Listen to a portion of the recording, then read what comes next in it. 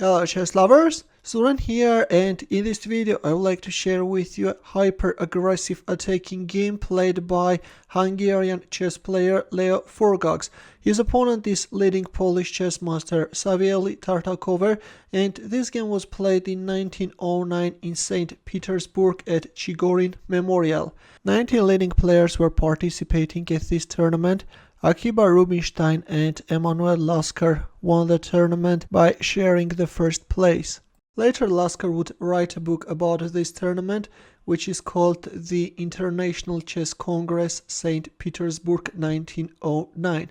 Now let's go for our game and see what happened on the board. Forgacs opened up with e4 and Tartakower responded with e6. He goes for French defense d4, d5, knight c3, knight f6, we have bishop g5, bishop e7, we have e5 and knight e4. Not the best continuation according to modern theory. Moving back the knight on d7 is considered to be the best continuation.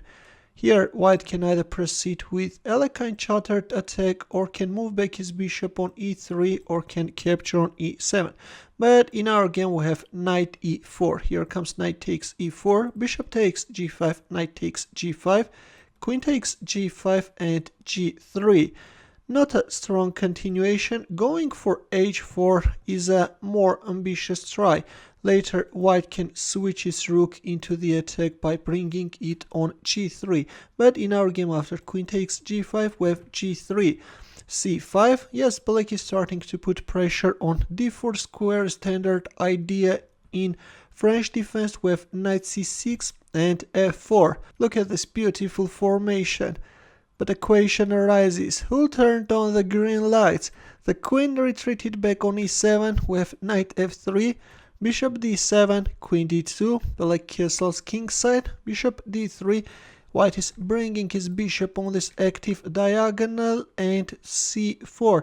Yes, with his last move black is locking up the queen side and wants to go for b5, b4 break, but capturing on d4 could have been better. If knight takes d4, then knight takes d4 and then rook c8.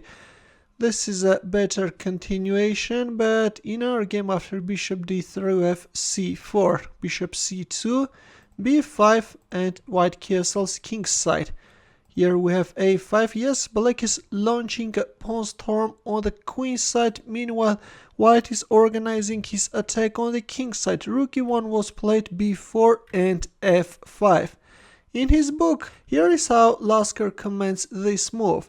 A beautiful sacrifice which is not only quite correct, but also the strongest continuation at his disposal. Pawn kingside knight 4 would also be strong, but the reply pawn bishop 4 would enable black to offer a prolonged resistance.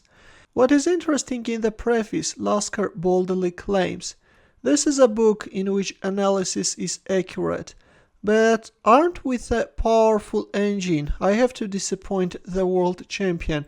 And here is what the engine suggests. According to Stockfish, instead of playing f5, the best continuation was g4, and now if f5, then white can capture en passant and then play g5, and if rook f8 then f5 is coming, if b takes c3 then b takes c3, and white has a dangerous attack. The engine gives white +3 advantage. But in our game after b4 we have f5 straight away, after which actually the players have equal chances and white has no advantage. Here we have g4, f takes g4, knight g5 and g6. So far so good, black was defending successfully, but this g6 is a mistake, which is weakening the dark squares too much. Instead of playing g6, it was better to play h6. And now if knight h7, then queen h4 is very strong. By the way, moving away the rook is not a good idea because white has this devastating knight f6 move. And if you accept the sacrifice, then queen takes h6 is coming and then bishop takes f5. This is going to be a decisive attack. That's why after knight h7, black should play queen h4, and after knight takes f8, rook takes f8, queen f4, bishop e6, the players have equal chances. Black has 2 pawns and a knight against the rook, and yes, the chances of both players are equal. But in our game after knight g5 we have g6. Here we have rook f6, and after king g7, this time the second rook is joining the party. White is intensifying the pressure on f7. Bishop e8, queen f4, new forces are coming, knight d8, nearly all black pieces are protecting the pawn on f7, and this time we have e6, rook a6, queen e5. With his last move, white created a direct mating threat. King h6 was played, black is moving away his king from this dangerous diagonal, but if a move like king g8, then again this won't help black. E takes f7 check is coming, and if rook takes f7, then rook takes f7. If queen takes e5, then white can first announce a check and then can win the queen, and white is winning. In our game after queen e5 we have king h6 and rook f5. The threat is knight takes f7 followed by rook h5 check. Black captured on e6, and yes, knight f7 check is on the board. Queen takes f7. Well, if king g7, then this time rook takes g6 is very strong, and then white can move back his rook, and this is a checkmate. This bishop on c2 is simply a monster.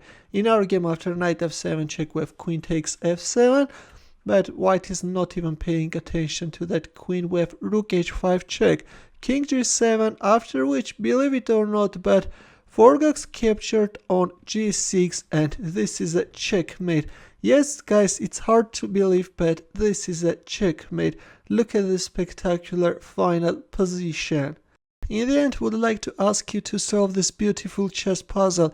It's white to move and mate in 3. Please pause the video, try to find the solution, and I will wait for your answer in the comment section. Thanks for watching. If you liked this game, give the thumbs up. For more games, consider subscribing to my channel. Also, press the bell button to get notified about new uploads.